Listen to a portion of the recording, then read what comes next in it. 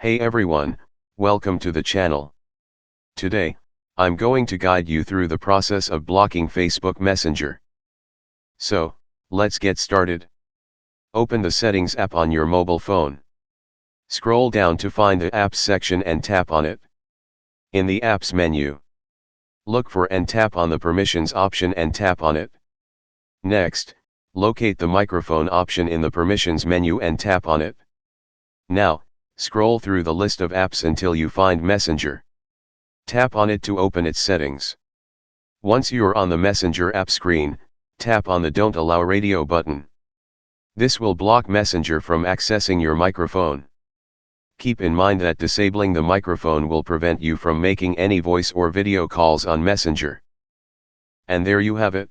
If you found this video helpful, don't forget to subscribe to our channel for more tutorials. Thanks for watching.